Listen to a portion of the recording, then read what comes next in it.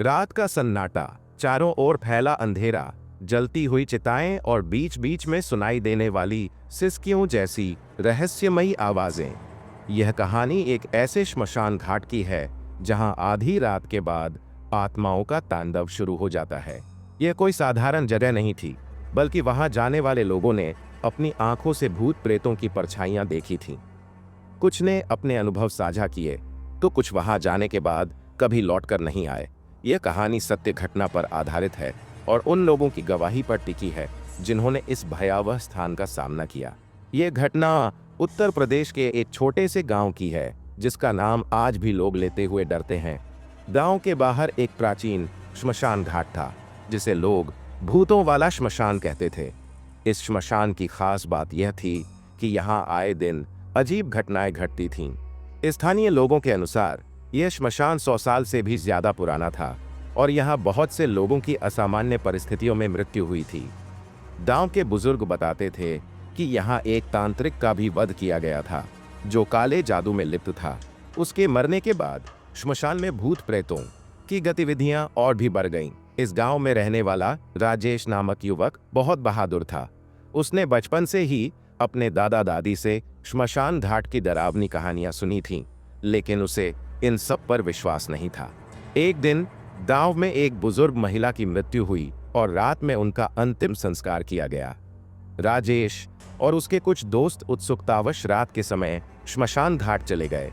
वे एक सुरक्षित दूरी पर बैठकर अंतिम संस्कार देख रहे थे। अचानक जब चिता जलने लगी तो उसमें से चीखने की आवाजें आने लगीं।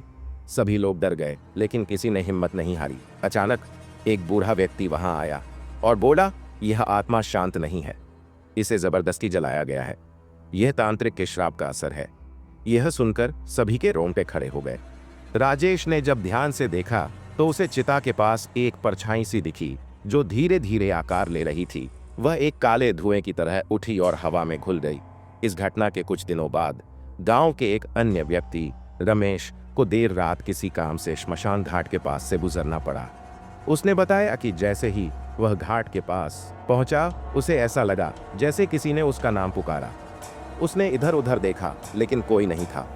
फिर अचानक उसे सामने एक सफेद साड़ी पहनी हुई महिला दिखाई दी। वह महिला धीरे धीरे उसकी ओर बढ़ रही थी। रमेश की हिम्मत जवाब दे गई और उसने भागने की कोशिश की, लेकिन उसके पैर जमीन से चिपक गए।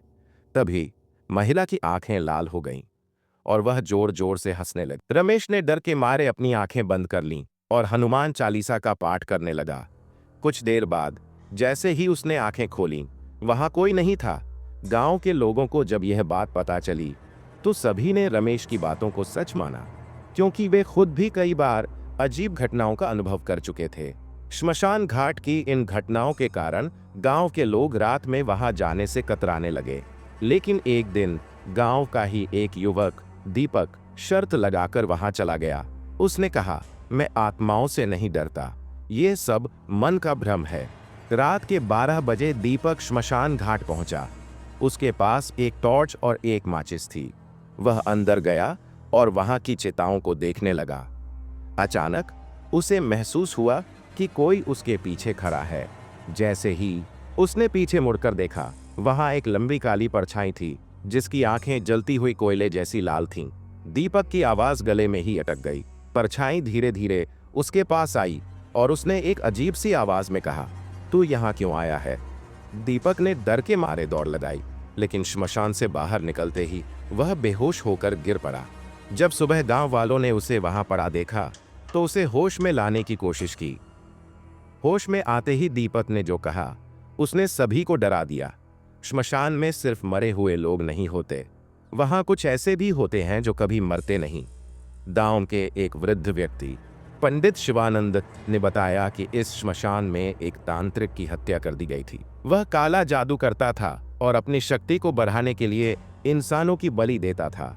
जब गांव वालों को उसकी करतूतों का पता चला तो उन्होंने उसे पकड़कर इसी श्मशान में जिंदा जला दिया। मरते समय तांत्रिक ने श्राप दिया था कि यह श्मशान तभी शांत नहीं रहेगा और जो भी यहाँ आएगा वह आत्माओं के प्रकोप का शिकार बनेगा। यह सुनकर सभी गांव वाले डर गए और उन्होंने मिलकर एक बड़े तांत्रिक से संपर्क किया, गांव के बुजुर्गों ने एक तांत्रिक को बुलाया, जिसने पूरी रात श्मशान घाट में अनुष्ठान किया। जब वह हवन कर रहा था तो अचानक एक भयानक चीख सुनाई दी। गांव के लोग दूर खड़े सब देख रहे थे। तांत्रिक ने कहा, यह आत्माएं बहुत शक्तिशाली हैं, लेकिन इन्हें मुक्ति दिलाई जा सकती है। उसने हवन कुंड में कुछ विशेष मंत्रों के साथ आहुतियां दी। कुछ ही देर में एक धुएं का गुबार उठा और एक काली आकृति उसमें समा गई।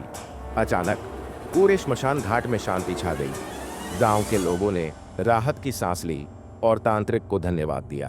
तांत्रिक के अनुष्ठान के बाद कुछ समय तक श्मशान घाट शांत रहा, लेकिन फिर कुछ अजीब घटनाएं होने लगीं। कुछ लोगों ने वहां फिर से परछाइयां देखने की बात कही। क्या तांत्रिक की आत्मा सच में मुक्त हो गई थी या उसने कोई और श्राप दे दिया था? यह आज भी एक रहस्य बना हुआ है। गांव के लोग आज भी उस श्मशान के पास जाने से डरते हैं और रात के समय वहां कोई नहीं जाता। कुछ कहानियां कभी खत्म नहीं होती, शायद यह भी उनमें से एक है।